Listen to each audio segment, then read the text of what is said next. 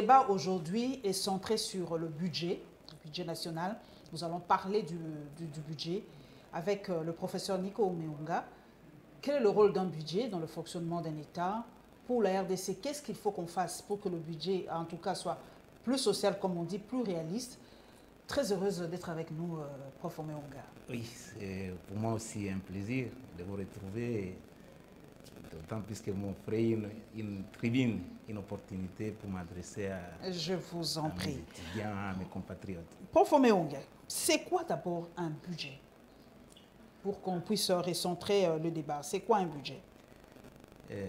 Le budget, pour faire simple, le budget c'est un tableau prévisionnel des dépenses et des recettes d'un État. Parce que le budget, on peut avoir un budget dans une entreprise, on peut avoir un budget pour une organisation citoyenne, mais le budget de l'État, c'est ce tableau-là prévisionnel qui est généralement élaboré par le gouvernement et le gouvernement vient avec ces tableaux-là devant la représentation nationale pour recevoir les quitus.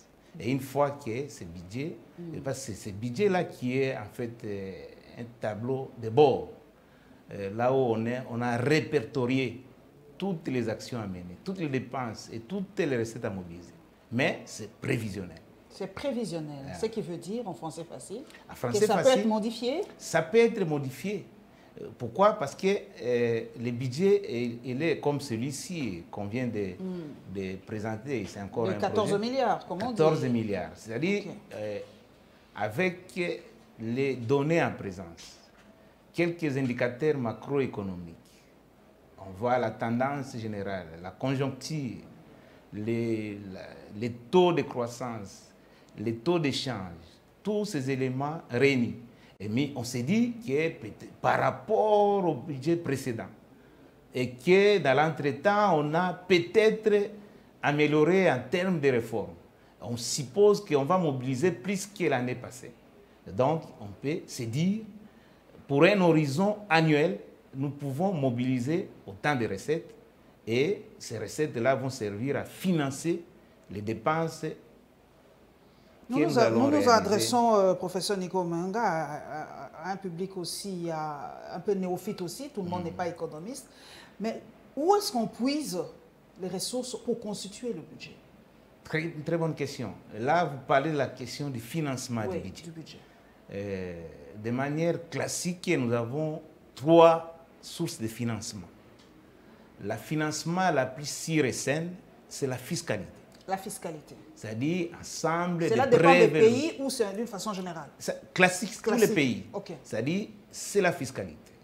C'est l'ensemble des impôts, taxes, redevances par la fiscalité que l'État prélève sur les revenus, sur les capitales, sur les personnes, en vue de mobiliser ce que nous appelons les ressources propres. Mais dans tous les budgets, il n'y a pas que des ressources propres. Mais au-delà des ressources propres, on peut recourir aussi à l'emprunt. À l'emprunt. C'est aussi une des sources de financement. Et l'emprunt, ça peut être l'emprunt interne ou externe. Mais généralement, comme nous sommes un pays extraverti en tout, nous recourons souvent aux institutions de Bretton Woods, FMI, Banque mondiale, la BAD, les clubs de Londres, les clubs de Paris, et même les clubs de Kinshasa. Ça, c'est la deuxième source. Mais il y en a aussi une source à laquelle on ne conseille pas trop, les pays sous-pauvres comme le nôtre, c'est le financement monétaire. Le financement monétaire, c'est ce que nous appelons en jargon économique la planche à billets. C'est-à-dire, on peut recourir à la Banque centrale et on imprime les billets. Mais ces billets-là, s'ils sont imprimés, injectés pour financer le secteur productif, ça aura des effets d'entraînement. Le secteur productif ici, c'est par exemple l'agriculture. Mais si on bat la monnaie, on imprime, on recourt à la planche à billets pour financer les dépenses de consommation, par exemple les dépenses sociales. Et vous savez, c'est depuis jeudi passé, nous sommes les profs, nous sommes en grève. Nous allons sèche. parler. Et tout ça, les fonctionnaires, les médecins et tout ça. Est-ce qu'on ne peut pas faire la planche à billets pour vous payer? C'est pas bien? Ce n'est pas très bien parce que... c'est pas bien? Ce n'est pas bien, pourquoi? Parce que la monnaie, c'est le symbole de la production. Il faut qu'il y ait un soubassement. C'est-à-dire, on produit, on émet la monnaie, il faut qu'il y ait une contrepartie. C'est qu'on a produit, mais comme de manière simple, parce que c'est aussi pédagogique. C'est-à-dire, la monnaie, c'est quoi? C'est comme un agriculteur qui a fait une récolte de 100 sacs de maïs. Comme il ne peut pas se trimballer avec ces 100 sacs de maïs, comme on le faisait dans les temps, les trocs, on lui donne la contrepartie de 100 sacs de maïs, c'est ce qu'on appelle la monnaie.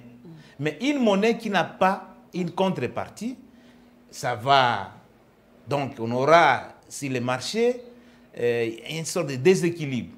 Les moyens de paiement seront tellement abondants par rapport aux biens et services. Et conséquence, c'est l'inflation, c'est la flambée des prix. Et donc, et là, c'est pourquoi on ne conseille pas trop. Mais si on le fait, c'est pour financer, par exemple, l'agriculture, parce qu'à terme, ça aura un effet d'entraînement. En République démocratique du Congo, quelles sont les sources de financement ici chez nous, pratiquement? Les sources de financement, comme me répété. Oui, mais la fiscalité, d'abord, nous avons trois... c'est aussi la fiscalité. Oui, la fiscalité. Okay. D'ailleurs, quand on dit que ce budget-là, chétif, et on nous dit qu'il y a un accroissement de 32%, c'est bien. Mais en ressources propres, c'est autour de 10 milliards. 10 milliards 400 millions. Donc, nous avons dans notre pays 3 régies financières. Les régies qui sont des instruments que l'État a mis en place pour collecter les impôts, les prélèvements. Nous avons la DGI, ça c'est pour l'impôt direct et indirect, interne. Nous avons la DGRAD, tout ce qui a prélèvement administratif, judiciaire, domanial. C'est-à-dire, la justice, il y a des amendes qui sont infligées aux criminels. Et donc, ces amendes-là doivent aller à la DGRAD. Et enfin, nous avons la DGDA. La DGDA, c'est toute la fiscalité liée à l'import et export. C'est-à-dire, quand il y a la douane, c'est la douane, mais aussi assise. Parce que très souvent, les gens ne savent pas qu'au-delà de la douane, il y a assise. Assise, ce sont des produits locaux. Mais ce sont des produits qui ont des caractéristiques. Pour qu'on parle de l'assise, il faut des produits de luxe, par exemple, les parfums. C'est un produit qui n'est pas un produit de grande consommation. Ces produits-là, on les prélève pour ceux qui fabriquent les parfums, ils payent ce qu'on appelle l'assise. Okay. L'alcool, les eaux de table, par exemple, le vin. Le vin aussi, c'est... Il y a des produits bien déterminés. Il y a toute une liste. Pas des produits de première consommation. Non, pas des produits de première consommation. Ça, c'est des produits pour, qui est consommé par une certaine classe qui a un pouvoir d'achat élevé. Mais aussi, un autre élément, ce sont des produits qui peuvent vous causer préjudice à la santé. Les tabacs. Les tabacs, ok. Le tabac et tout ce qui est nocif pour la santé, ces produits-là sont... Et les médicaments, professeur Omeonga? Non. Non, les médicaments, bon, les médicaments c'est pour la consommation. La consommation, donc ça, c'est pas... Ça, ce n'est pas... Si c'est là, s'il faut taxer, c'est la DGI. Ok. Direction générale des impôts. On a compris. Prof Nico Omeonga, le budget de cette année, c'est des 14 milliards prévisionnels, comme vous l'avez dit. Et beaucoup disent que 70%, 60-70%, si je ne me trompe pas, est réservé au fonctionnement des institutions de notre pays. Et que le 30-40% qui reste, on le redistribue pour tout le monde. Est-ce que c'est normal? Comment doit-on faire pour changer cela? Parce que tout le monde demande comment dire, pour la réduction des trains voilà, la réduction de train de vie des institutions. Comment faire aujourd'hui pour vraiment avoir un budget équitable? Voilà, c'est ce que les gens demandent. Oui, avant de répondre à cette question, je voudrais quand même, en un mot, dire quelque chose. Comment on élabore un budget? Comment on élabore un budget? Il y a des approches. Okay. La première approche à laquelle je souscris totalement, c'est cette approche qui consiste à aller à la base pour recueillir les besoins exprimés du village, de la chefferie, jusqu'ici à Kinshasa. Après avoir quantifié et chiffré les besoins exprimés, on recherche les moyens pour satisfaire ces besoins. Ça, c'est la première approche. La deuxième approche, qui est récurrente malheureusement en Afrique et particulièrement ici chez nous, c'est cette approche qui consiste à confier cette responsabilité à des experts qui sont dans des bureaux climatisés, qui estiment que nous pouvons cette année mobiliser 14 milliards. Voilà 14 milliards dont nous disposons. Maintenant, on peut les affecter aux différents besoins qui eux-mêmes déterminent en termes de priorité et urgence. Maintenant, le budget a 3 rubriques importantes. La première rubrique, ou la première dépense, ce sont les dépenses d'investissement. En principe, dans des pays sérieux, organisés, c'est cette rubrique qui prend le gros du budget. Pourquoi? Parce que quand on investit, ça aurait un effet d'entraînement. Ça crée de l'emploi, mais ça crée aussi des richesses. Deuxième rubrique, c'est les dépenses sociales, pour éviter la grogne. Aujourd'hui, comme chez les professeurs aujourd'hui, les médecins, les fonctionnaires. Tous les corps sociaux est en grève déclarée ou en grève larvée. Et enfin, la deuxième rubrique c'est les dépenses, ils appellent ça, je ne sais pas pourquoi, dépenses de souveraineté. Ce sont les dépenses pour l'entretien des institutions politiques. Malheureusement, nous, comme vous le dites, malheureusement, ces dépenses-là plombent le gros du budget. Alors que, comme je l'ai dit, j'ai eu à avoir une émission avec vous, le gros des moyens devrait aller là où il y a le plus grand nombre de la population. C'est dans le milieu rural. 70% de la population congolaise est dans le milieu rural. C'est à ce niveau-là qu'on devrait en principe orienter les gros des ressources. Tenez quelque chose de paradoxal, parce que nous sommes un pays, non seulement scandale, mais un très pays paradoxal. paradoxal. Nous avons un potentiel agricole qui peut nourrir les tiers de l'humanité. Mais dans l'entretemps, nous consacrons plus d'1 milliard de dollars pour importer les produits alimentaires toxiques. Ouais, c'est vraiment toxique. Hein? Alors qu'on devrait, en principe, produire localement. Et quand on produit, on oriente. Et ce régime-là, ce régime finissant, nous avait dit à l'entrée que le sol va prendre la revanche sur le sous-sol. Parce que pour eux, et moi j'ai applaudi des demain, depuis 60, on a toujours cru qu'il n'y a de richesses que des mines. Et tout notre effort est orienté. Mais le régime en venant, il a dit que le sol va prendre la revanche sur le sous-sol. Mais dommage. 3 ans après, 4 ans 3 ans ou 4 ans après, c'est encore... on se met seulement à faire des déclamations et des pieds, et rien ne se réalise. Alors qu'on devrait... on a fait une émission avec vous, les programmes de développement local, 145 territoires. Est-ce que ça a déjà commencé? Maintenant, on nous dit là, c'est au mois de décembre. Au mois de décembre. Il y a des choses qui sont là, on passe à la télé, on passe dans les médias, on clame comme un poète, mais sans suivi des faits. Alors que le budget, c'est un instrument de gestion. Un instrument qui nous permet de booster la croissance. Un instrument qui nous permet d'améliorer tant soit peu la qualité de vie. Nous sommes un pays sous-peuplé. Maintenant, quand ils disent que non, 14 milliards, oh non, il y a un accroissement. Mais c'est ridicule. Parce qu'à côté de chez nous ici, l'Angola, qui n'est pas c'est un pays aussi pauvre. Mais post-conflit aussi. Post-conflit. Mais l'Angola, son budget est évalué à 40 milliards. C'est plus que pétrole, pauvre Nico Manga. Ils ont du pétrole. Mais nous avons le pétrole, nous avons les mines, nous disons que nous sommes un pays solution.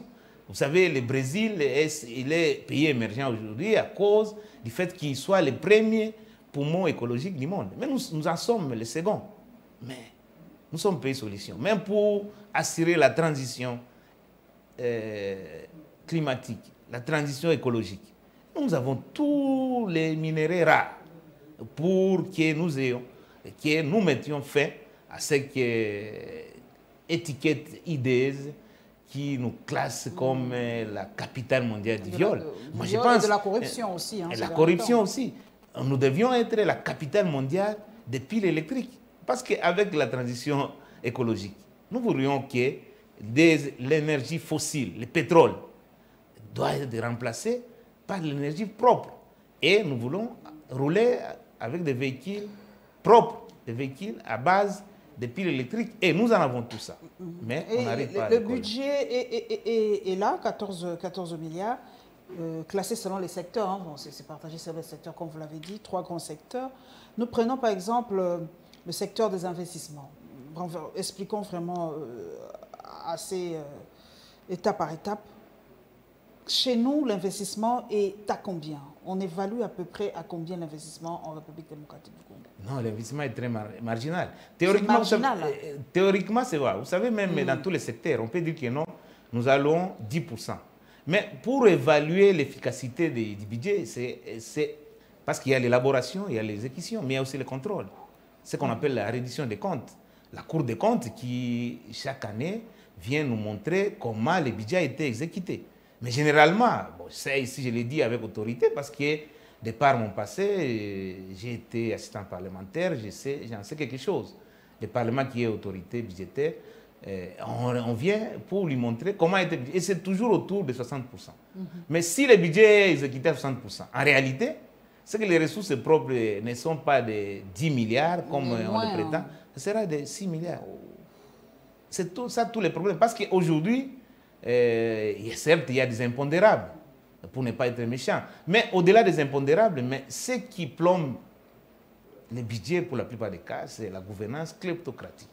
Nous sommes un pays, vous l'avez si bien dit, à forte corruption, à fort détournement. Mon collègue Luzo Bambi a eu à nous démontrer qu'il y a, en termes de coulage des recettes, 15 milliards de dollars qui finissent dans les poches des gens. Et pourtant, et jusqu'ici, personne n'est venu les contredire. Quand même, Luzo Bambi, c'est un professeur d'université, c'est juriste de son État. C'est un monsieur qui, quand il avance des chiffres, ces chiffres-là n'ont jamais été contredits par qui que ce soit. Mais qu'est-ce que nous faisons dans l'entretemps? Quand on parle de coulage de recettes, en réalité, ce sont des détournements. Coulage, c'est par euphémisme qu'on parle de coulage de recettes. Maquiller un peu. Maquiller, mais en réalité, c'est même pas détournement, moi je dis carrément c'est du vol. Parce que là, du vol, pour faire simple, parce que nous adressons à une population mais qui n'est pas suffisamment... Le côté social, on le voit déjà, des grèves sans fin, des grèves des professeurs, de médecins, des fonctionnaires. Vous êtes professeur. Qu'est-ce que vous exigez réellement à l'État congolais, Prof Nico Omeunga? Très simple. Tout ce que nous exigeons, c'est les conditions de vie et de travail. Vous, si vous êtes ce que vous êtes aujourd'hui, c'est parce qu'il y a eu un apport significatif, substantiel du corps professoral. Il n'y a d'université que par le corps professoral. Mais si le corps professoral que nous ne sommes pas si nombreux. À peu près combien de professeurs en RDC, pardon? En RDC, c'est à peine 2500. À peine 2500 professeurs? 2500 professeurs et tous les profs, si il faut être rigoureux, ceux qui sont actifs, c'est peut-être autour de 2000. Maintenant, qu'est-ce que nous réclamons?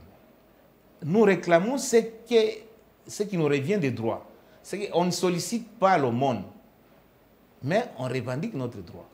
Ça fait depuis plusieurs années que nous avons accumulé les manques à gagner par rapport à la modique prime qu'on nous a toujours accordée. Et à l'issue des négociations, on a dit que le gouvernement n'avait pas assez de moyens. Il pouvait compenser par des jeeps, qui ne sont pas des dons, c'est une compensation. Ah, ce ne sont pas des dons? Non, ça n'a jamais été un don. Vous en avez reçu, vous? Pas encore. Vous avez suivi. C'était une partie des professeurs? Infime partie? 80. 80 professeurs? Seulement. Et les émérites. Les profs émérites. Ah, ok. Voilà. Pas les professeurs ordinaires, hein? Jusque-là, non, même associés. Et jusque-là, rien n'est encore fait.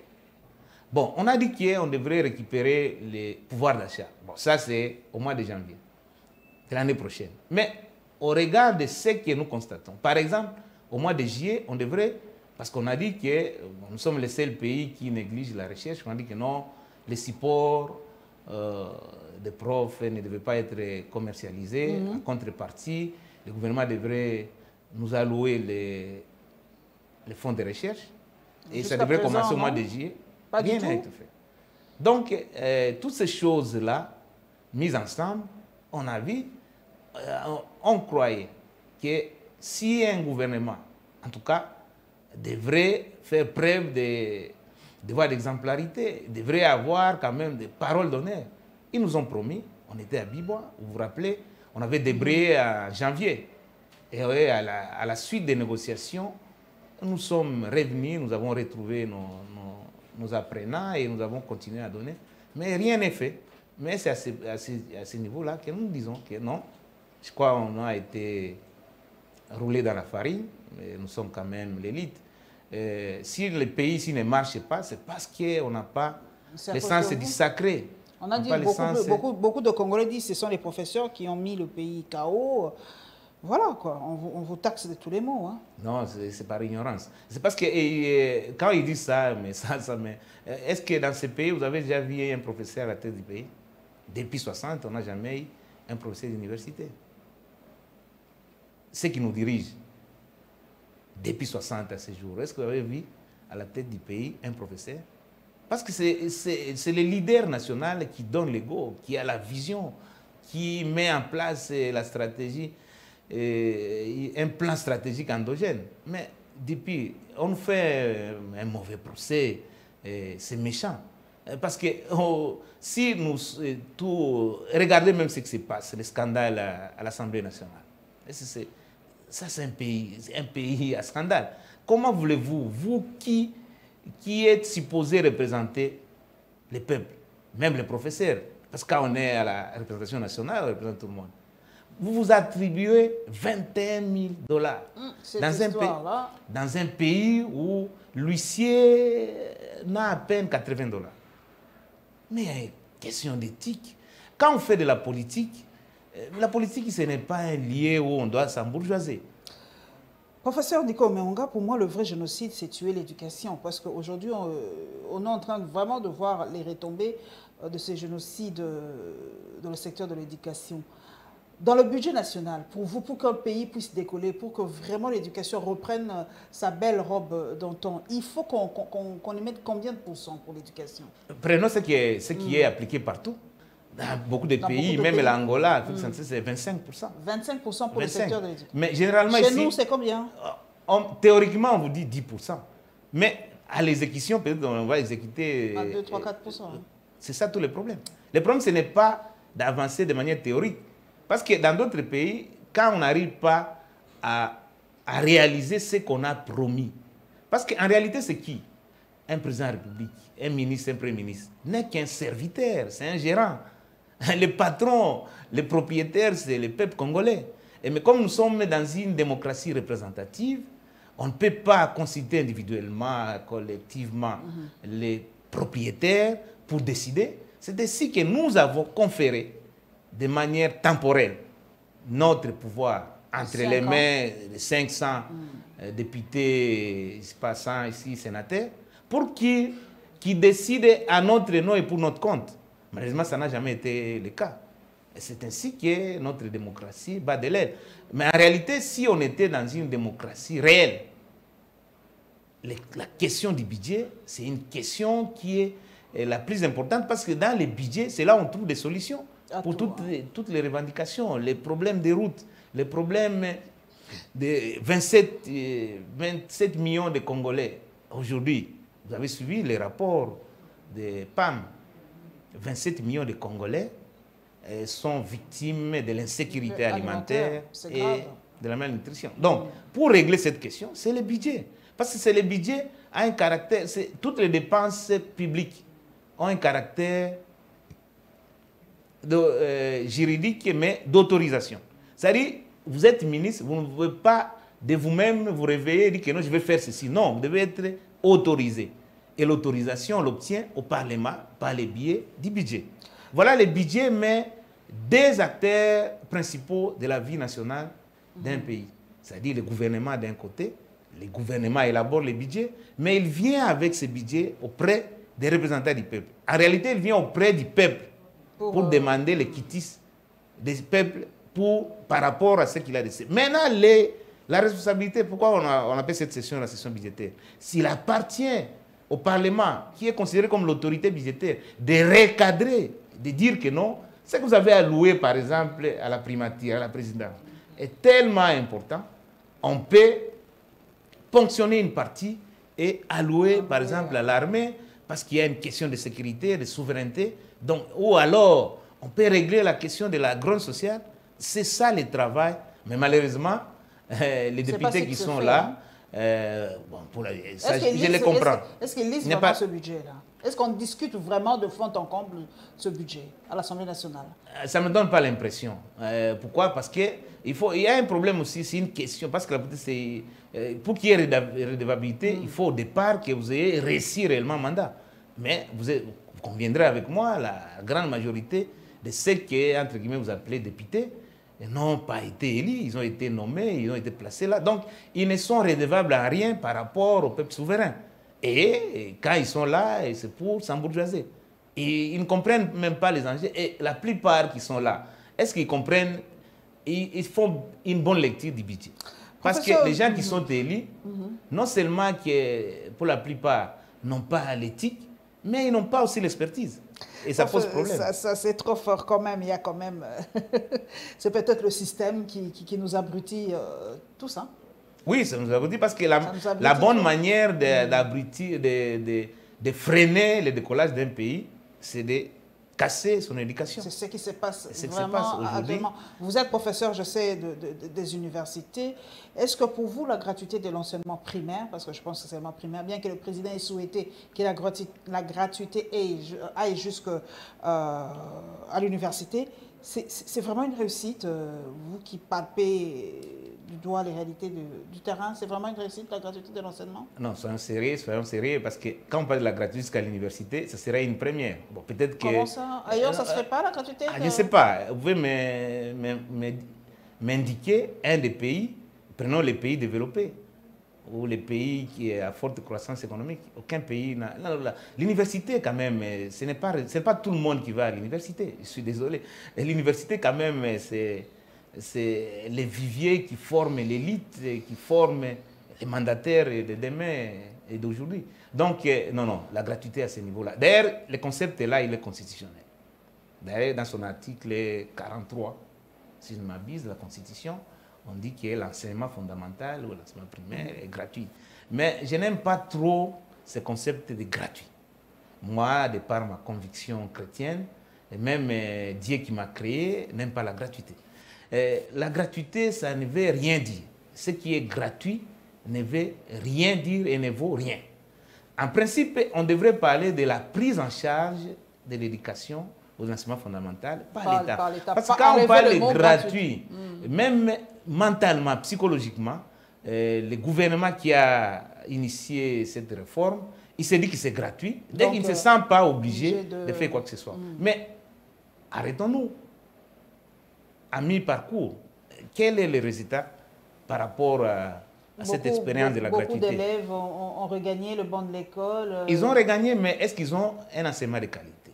Quand vous mettez, l'UNESCO nous dit qu'une école, une salle de classe ne peut pas dépasser 40 élèves. Mais quand un moniteur, un professeur de l'école primaire se retrouve dans une salle avec 100, 50 ou 70 élèves, comment il va suivre? Et voilà, j'ai toujours dit, mieux vaut être sous-informé que mal informé. Mieux vaut ne pas être formé que mal formé. Parce que là, c'est à quoi nous assistons. Les gens mal formés, en fait. Hein. C'est le suicide intellectuel dont on a parlé tantôt. À quoi sert d'avoir des jeunes gens qui n'ont aucune formation, mais qui peuvent se prévaloir des parchemins qui ne représentent rien en termes de savoir-faire? Je pense que si on décrète la gratuité, parce que le concept est constitutionnel, Mais il faut y mettre des moyens pour assurer. Parce que quand on parle de la gratuité, en réalité... La Banque mondiale nous a aidés, le FMI nous a quand même aidés par rapport jusqu'à quand? Vous savez, quand vous êtes pitoyable, vous êtes méprisable. Jusqu'à quand nous devons toujours solliciter la bonne foi, le monde des autres? Je crois qu'après 62 ans d'existence en tant qu'État, nous ne devons pas toujours continuer à vivre sous les mamelles des institutions de Bretton Woods. Il y a d'autres pays qui refusent. Les dons, ça n'a jamais été... Pourquoi cette culture des dons a été instituée dans notre pays, même dans la gouvernance? Je crois quand on gouverne, c'est qu'on est capable, on a un programme qui vous permet de rencontrer les défis relevés. Parce que tous les présidentiables, on les a vus défiler, non? Chacun avec son programme. Et bientôt, ça sera le cas. Donc, c'est ce que j'aime en démocratie, mais on peut se tromper, c'est humain. Donc, on peut se dire que j'ai cru que je pouvais relever le défi, et comme je ne peux plus, tu peux te retirer, c'est démocratique. Personne ne peut arrêter quelqu'un parce qu'il a démissionné, il a réalisé qu'il ne peut pas apporter la solution au problème. Et donc, il y a des Congolais beaucoup plus valables qui peuvent faire ce qu'on n'a pas pu faire. Mais la gratuité aujourd'hui, je suis dans ce secteur, ça n'a donné aucun résultat. Des résultats escomptés. Prof Nico Omeonga, nous allons prendre aussi un autre secteur quand même assez clé. Hein. Je ne sais pas, les hydrocarbures, c'est dans quel... les hydrocarbures. C'est toujours dans le secteur productif. Mais les hydrocarbures, vous savez que nous avons des secteurs importants en terres pétroliers et gaziers. Mais c'est parce qu'on n'y investit pas assez. Non, on a quand même fait des appels d'offres, on a ouvert pour que les gens viennent investir. Peut-être nous n'avons pas assez suffisamment d'argent pour faire ça nous-mêmes. Oui, je ne suis pas contre les investissements directs étrangers, mais pour que les gens viennent, il faut que le climat des affaires soit au rendez-vous. Vous avez suivi dernièrement ici, dans le secteur des mines, il y a un conseiller, je n'aime pas citer les gens, conseiller stratégique à la présidence. Vous avez suivi, et la vidéo fait le tour de la toile. Mais vous voyez comment les pays se gèrent. Donc, quelqu'un peut se réveiller un matin et puis décider à lieu place d'une institution et se faire de l'argent. Donc, dans un climat ou dans un environnement morose, exsangue comme le nôtre, aucun investisseur sérieux ne peut prendre. Parce que l'investissement a un caractère long-termiste. C'est-à-dire, si on investit aujourd'hui, c'est dans ce secteur-là. Il faut l'exploration et tout ça. Ça coûte cher. Ça coûte cher et ça demande de la patience, ça demande beaucoup de temps. Alors, dans un pays où la gouvernance est bancale, comme la nôtre, dans un pays où la sécurité devient une denrée rare, bon, dans ce climat-là, et les institutions, bientôt nous serons aux élections. Ailleurs, l'élection a toujours constitué un moment festif. Mais chez nous, les élections, c'est pour nous une menace. Chaque fois que nous approchons des élections, les gens commencent à regarder attendus. Alors que dans un climat comme celui-là, aucun investissement sérieux, même les pétroliers du monde, ne peuvent pas venir investir dans ce secteur. Donc il faut améliorer. Nous devons nous-mêmes exploiter notre pétrole ou quoi? Si on a les moyens, on les fait. Mais si on n'en a pas, parce qu'aujourd'hui, nous devons être ouverts. Aucun pays ne peut vivre en autarcie. La Chine a tenté à une certaine époque, mais il a fini par s'ouvrir. On a besoin des autres. Mais créons des climats qui permettent aux nationaux et aux étrangers d'investir. Mais si nous créons un climat comme celui-ci, un climat qui ne favorise pas les investissements, aucun investisseur sérieux peut venir amener c'est en termes de millions et de milliards de dollars dans ce secteur. Mais vous êtes dans le secteur économique. Quel est l'apport du secteur des hydrocarbures dans le budget ou dans le développement d'un pays? C'est un secteur clé? Très clé. Pourquoi? Parce que l'activité économique est tenue par l'énergie. Je vous ai toujours dit ici. Si vous voulez développer les pays, ramenez l'énergie dans le milieu rural. L'eau et l'électricité. Or, si nous produisons nous-mêmes le pétrole, ça va engager l'activité économique, mais aussi ça va nous permettre d'avoir de l'argent. C'est-à-dire, ça résout les problèmes d'investissement parce que beaucoup de gens ne viennent pas investir. C'est parce que les taux de desserte en électricité est à combien aujourd'hui? C'est moins de 10%. Et la desserte est en eau potable. Et pourtant, nous sommes les châteaux d'eau du monde, d'eau douce d'Afrique. Du monde. 43-47% d'eau douce en Afrique. C'est tout chez nous. Mais comment nous... Nous manquons de l'eau. Et moi, je me pose la question, l'énergie là que vous utilisez, est-ce que c'est une énergie de la SNEL ou c'est une énergie autre que la SNEL? C'est le problème. Dans un pays où l'énergie, la desserte énergétique n'est pas au rendez-vous, aucun investisseur sérieux peut venir. Parce que pour investir, même là où nous tenons les missions, vous avez besoin d'électricité, vous avez besoin de l'eau. Mais si ces deux secteurs-là sont délaissés pour compte, aucun investisseur sérieux, et ajouter à cela la gouvernance, de rédiger même de moitié. La corruption est devenue le sport national. Mais dans un pays où il y a corruption, un environnement corruptogène comme le nôtre, quel est cet investisseur sérieux? Pour les blocs pétroliers gaziers, vous n'y croyez pas trop? Les investisseurs ne viendront pas ou quoi? Et pour l'instant, non. Pour l'instant, non. Mais ils viendront améliorant la gouvernance. Pour améliorer la gouvernance, ayons des institutions légitimes, des acteurs politiques et institutionnels crédibles. Ça inspire. Parce que crédible, c'est que pour que je me déplace pour venir passer l'émission avec vous, c'est parce que vous êtes crédible. Parce que je vous fais confiance. Personne ne peut venir passer avec vous une émission si vous n'êtes pas crédible. Personne ne peut venir investir dans les secteurs comme celui-là, un secteur très délicat, s'il estime que les institutions qui sont à présent cela ne sont pas crédibles. Les acteurs institutionnels ne sont pas crédibles. Donc, ayons des institutions politiques stables. Et la bonne manière d'avoir des institutions politiques stables, c'est au niveau de la sélection des dirigeants. Et la sélection des dirigeants passe par les élections. Mais qui est élu? Est-ce qu'on fait un vote utile dans notre pays? Et même chaque fois que... C'est la faute. On a les chefs que l'on mérite. La non. faute nous revient à nous. On a les chefs que l'on mérite. Il n'y a pas de mauvaises... il n'y a que des mauvais chefs. On peut relativiser cette théorie chez nous. Théorie, parce que, prenons, on a 3 cycles électoraux. Les peuples congolais ont voté utile.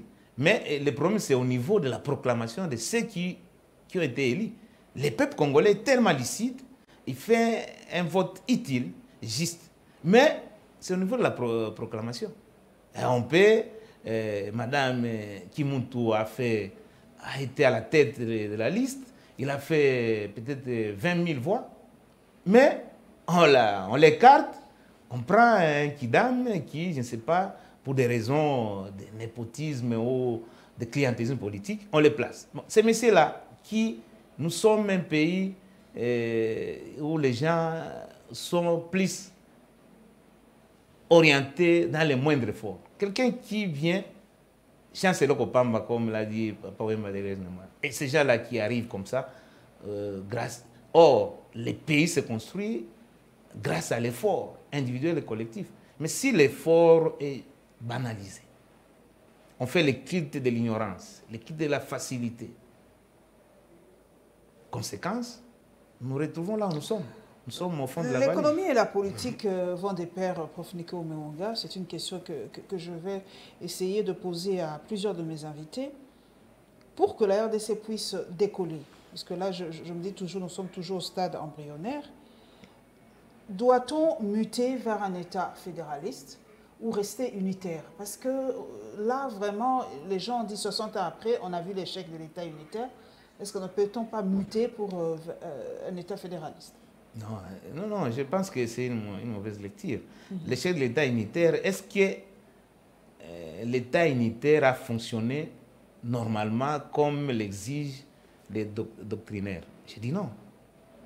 Le problème ici chez nous, ce n'est même pas un problème de la forme de l'État. Pas du tout. Ce n'est même pas du régime. C'est le problème. Chaque régime vaut ce que valent ses acteurs. Nous avons des textes légaux les plus importants. Mais est-ce qu'on les applique? Est-ce qu'on les respecte et on les fait respecter? Ceux qui sont censés faire respecter, dès lors qu'ils ne respectent pas, Le problème, ce n'est pas d'émigrer. Dans un pays avec tout ce que nous connaissons des menaces de balkanisation et que vous tentez, vous orientez ces pays-là vers le fédéralisme, c'est en quelque sorte, déjà avec le découpage, je ne sais pas pourquoi, et tout ça, la raison, la motivation, c'était quoi? On nous a dit que c'est pour rapprocher les gouverneurs et les dirigeants. Alors qu'en réalité, c'était pour donner des postes à des clients politiques. Mais aujourd'hui, quelle est cette province qui fonctionne normalement? Un pays, un ministre. Nous avons 320 ministres. Un pays sous-pauvre comme le nôtre, vous multipliez le nombre de ministres. Parce que dans chaque province, nous avons 10 ministres. Wow. Ajoutez les 60. Un gouvernement éléphantesque qui a montré ses limites. Et moi, je me pose toujours mille et une questions. Pourquoi doit-on garder un gouvernement si éléphantesque qui a montré ses limites, sans vision, sans objectif, sans résultat probant? Réduisez ce gouvernement, ayons même 20 ministres. Ça ira. Ça peut aller parce qu'avec 20 ministres, on aura réduit, on va faire des économies, des crédits, parce que tout ce qui est, chaque ministre a son cabinet. Je n'ose pas parler des conseillers à la présidence et à la primature. Tout ça, ce sont des dépenses budgétivores qui plombent le développement de notre pays, la croissance de notre pays, parce que les gros de nos moyens, au lieu qu'ils soient orientés dans les secteurs d'investissement, ils sont malheureusement orientés dans les secteurs de l'entretien. Nous sommes vraiment en train d'atterrir, prof. Politiques, et ça ne marche pas. Et comme vous avez posé la question, j'ai toujours dit, la volonté politique, c'est la volonté souveraine. Si nous voulons améliorer l'économie, commençons par améliorer la politique. Tant qu'on n'aura pas une praxis politique orientée vers le développement, rien ne pourra marcher. Parce que même à l'époque, Louis XIV avait posé, mon collègue Jean-Baptiste Colbert, que vous êtes ministre, professeur, docteur en économie, mais pourquoi vous n'arrivez pas à régler la question de l'économie et des finances? Il a dit que, roi, faites-moi de la bonne politique, je vous ferai la bonne finance. Voilà, nous nous arrêtons là avec cette belle citation. En tout cas, il nous reste quelques minutes. Voilà, c'est la question. Nous revenons au corps professoral. Je pose cette question au professeur. Est-ce que pour diriger votre ministère, l'ESU, il faut nécessairement un professeur d'université? Cette question est soulevée par beaucoup d'internautes et comme j'ai un professeur avec moi, j'ose vous la poser quand même. Pour bien diriger l'ESU, faut-il être professeur d'université? Pas forcément. Je sais que mes collègues de l'INIKIN ont réclamé avec raison.